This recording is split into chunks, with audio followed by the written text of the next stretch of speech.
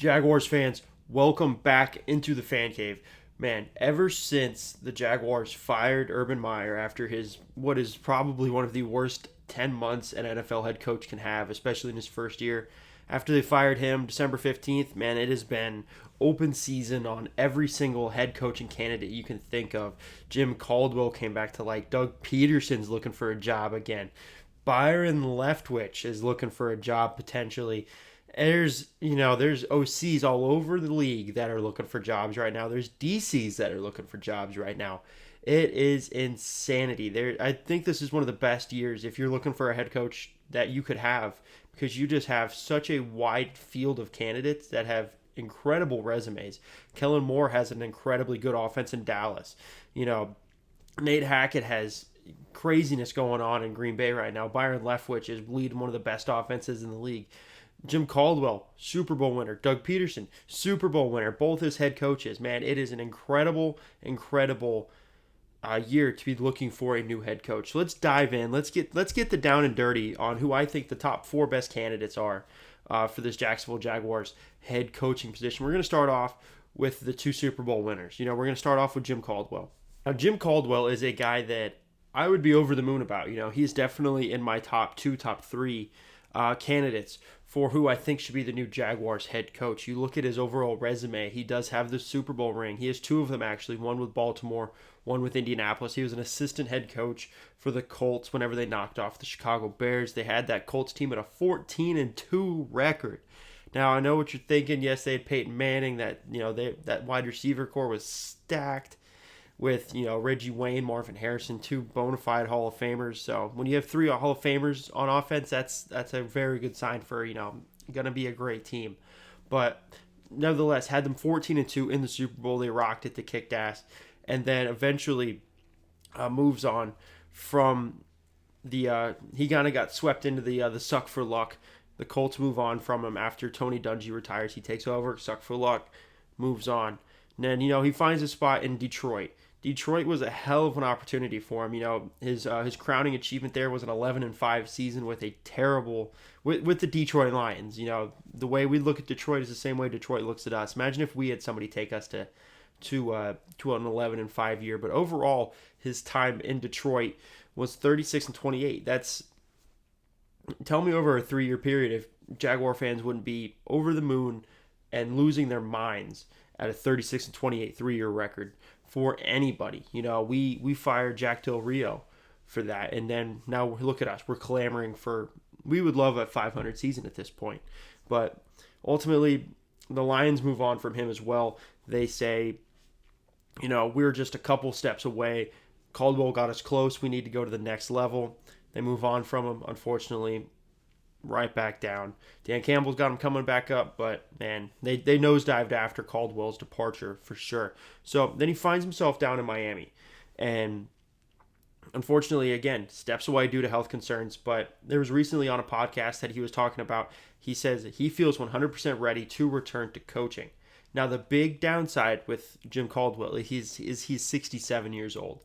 That, in my opinion, that is the biggest turnoff for me, is the fact that he is so old. We don't really have that longevity where we can last a decade with him. Maybe we can, maybe we can't. But when you're 67, that definitely puts a little bit of nervousness in you. But you look at three of the arguably, in the last decade, three of the best coaches in the league. Pete Carroll, who's 70 years old. Bill Belichick, 69 years old. And Bruce Arians is also 69 years old. All three have won Super Bowls this decade. And they've been in multiple Super Bowls. Whenever you have that pedigree of the 11-5, I definitely think you should be in the upper echelon of candidates. Now, moving on to Doug Peterson. Everyone knows Philly Magic, or what was it? The Philly Special with the 2017 Super Bowl. Nick Foles, man, once again has a great track record as a head coach in the National Football League. 42-37 in his 5 years as the Philadelphia Eagles head coach.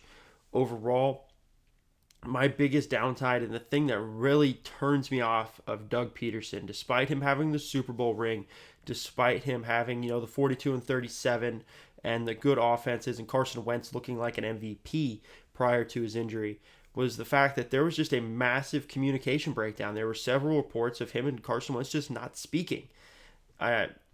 we thought Urban was a bad communicator and was just a liar.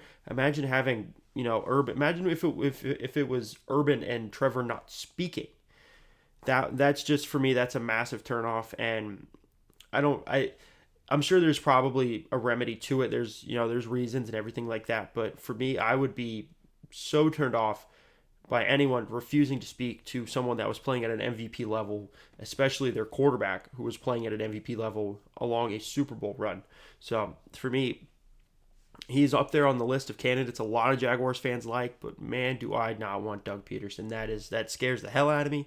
And we're already a laughingstock. I don't need to become a laughingstock more of having our head coach ignoring our franchise quarterback. Can't have that. We're going to move on to Byron Leftwich. Man, drafted, what was it, like 2006, something like that, I want to say. Somewhere in that range, I don't know. I was a young Jaguars fan at that time. But he gets drafted and, has just a couple mediocre years in Jacksonville, eventually moves on, wins some Super Bowls in Pittsburgh, and then he enters the coaching realm. After a mediocre playing career, he has definitely bona fide himself as a quality coach in the league. He starts off as an intern in Arizona, works his way up, eventually becomes the interim OC in Arizona for the 2018 season. This is truly, in my opinion, the only blemish on Byron Leftwich's record. He finished 32nd in the league in offense that year. Obviously, he's the interim. He didn't have a full year, but still, anytime you finish 32nd, man, that really sucks. I want to say that was the Josh Rosen years, but man, 32nd is a hard thing to look at and ignore. But, Bruce Arians goes from Arizona to Tampa, wins a Super Bowl there after Tom Brady's rival. Everyone knows that story. But I want to shine a light on the fact that it was Jameis Winston. Jameis Winston has been a mediocre quarterback at best. He's just been kind of a guy that has all the talent in the world, but he's just a goober.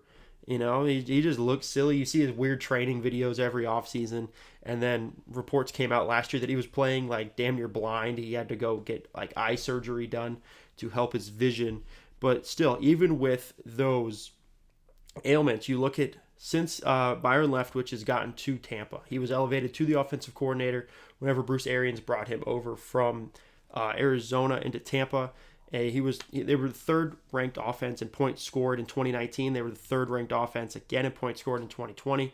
And now they're the second offense in the league in points scored. What would we do if we had that kind of prolific offensive firepower? I would be over the moon. And the fact that he was still, he was still third overall in points scored in the league prior to Tom Brady's arrival says it's not Tom Brady. Yes, Tom Brady checks out of some of his plays. It's Tom freaking Brady. He has 7 Super Bowl rings. He would check out of everybody. I'm sure people talk about Bill Belichick being the best head coach in the National Football League in the history. That he is in that conversation. I'm sure he checked out of Josh McDaniels' plays. I'm sure Bill and Tom would butt heads about things. Yes, whenever you're the best, whenever you're the greatest of all time, you're going to have a differing opinion. And since he's in the spot where he can make those on the field corrections to something he doesn't like, of course he's going to make them. Yes, but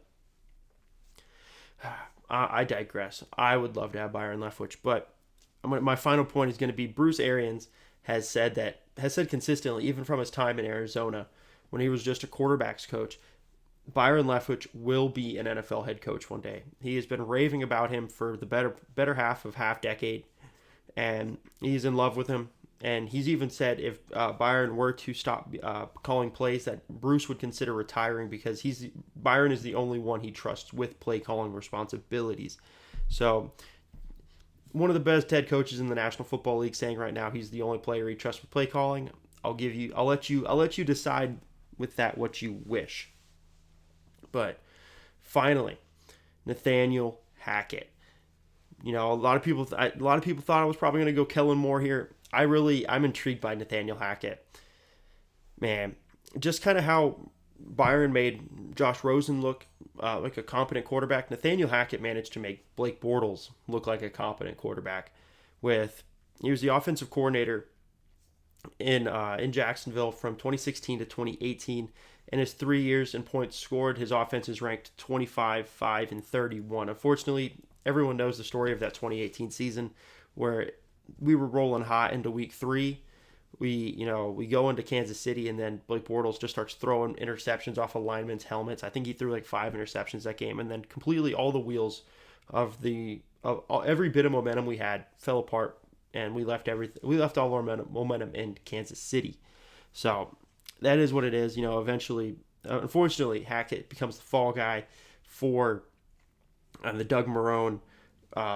He basically needed to be fired to save Doug Marrone's career, because there was no way that any of them would have survived if one of them hadn't gotten fired. But, he picks up right away in Green Bay and then immediately hits the ground running. He has not, in his time in Green Bay thus far, he has not had a bottom half of the league in points scored. His lowest he's been was in 2019 and he was 15th last year. 2019 he was 15th, and 2020 he was first in the league in points scored. And now, this previous year, 2021, 10th.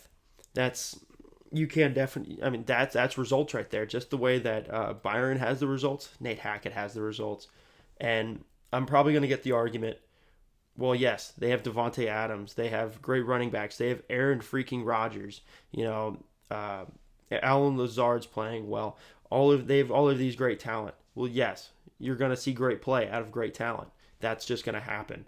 And you need great coaching to elevate that great talent. So get some talent in Jacksonville, bring a head coach in that works well with having incredible talent, and boom, now you're going to end up with third in league in points scored 3 years in a row.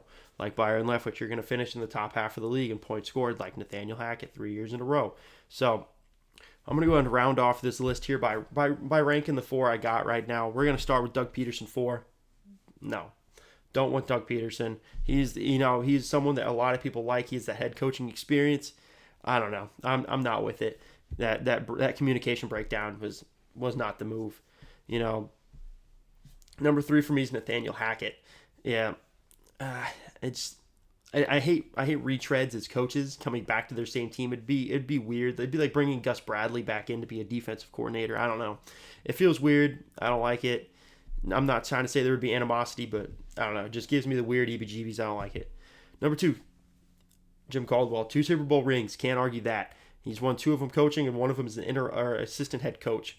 He's learned the right way. Everyone would love Tony Dungy as the EVP. I would personally love Jim Caldwell as the EVP. But unfortunately, probably not going to accept the role. He's probably going to take another head coaching role. But hey, he's number 2 on my list. You can't knock those 2 Super Bowl rings. Number 1. Number 7 himself, Byron Leftwich. I love him. I think he's a great offensive mind. I think the fact that Bruce Arians has said he would retire if Byron left says a lot about him. I've heard on, Mia O'Brien, Dilla did a Twitter space a while back. Fournette came on and was raving about Byron Leftwich. Everyone loves him. Even on, I forget what podcast it was.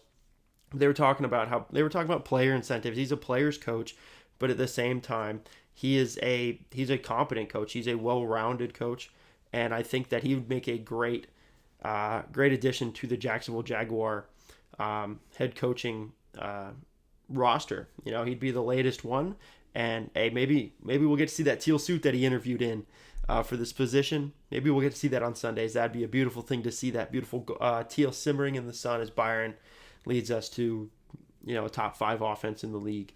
But hey, let me know down below who you guys think would be the best head coaching candidate in your opinion. These are my top 4. Obviously, I'd love to see Byron. I'd hate Doug Peterson. Maybe there's a head coach that you hate, like I hate Doug Peterson. Let me down below. Let's get that dialogue going. I love to hear from you guys. So thank you so much for watching. Stay safe and go Jaguars.